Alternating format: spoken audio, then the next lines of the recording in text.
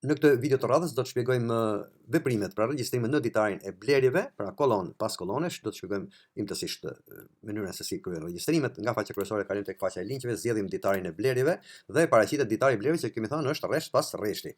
Atëherë, në kolonën e parë shënohet numri i dokumentit, që normal çdo dokument ka një numër, ka dhe një datë. Pastaj duke lëvizur vetëm etap, pra e theksojmë vetëm etap, siç kam theksuar vazhdimisht, lëvizja bëhet vetëm etap në mënyrë që të shtohet rreshtat, se përndryshe nuk shtohen. Atëherë kalojmë tek kolona tjetër, kolonat e muajit, ju do të zgjidhni një nga muajt e vitit, pra të cilës i përket fatura. Pastaj tek furnitor kreditor, që sapo shpjeguam në videot paraase, ju do të zgjidhni furnitor për të cilët pra i përket furnitorit të cilit i përket fatura. Gjithashtu, do të shënoni niplin e furnitorit, duke kaluar me tab, do të zgjedhni një nga llogaritë ku shtohen pra blerjet, i përket blerja, mund të jetë lëndë parë, lëndë ndihmëse, mallpëri shitje apo shpenzime direkte të tjerë. Do të kaloni tek vlera e tatueshme, pra vlera pa TVSH, sipas faturës.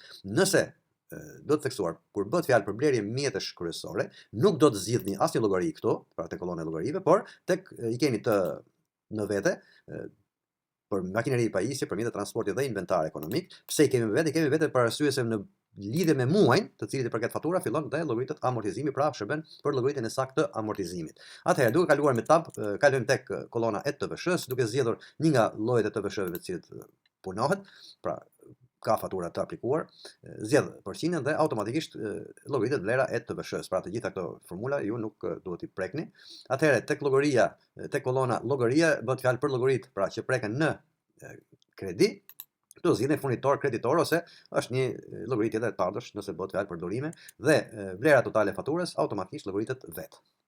Po kështu, pra, rresht pas rreshti, pra nëse do vazhdojmë me tab, shikoni shtohet një rresht automatikisht. Në këtë mënyrë do të bëni të gjitha veprimet në ditarin e blerjeve. Faleminderit, më takofshim në videon e radhës.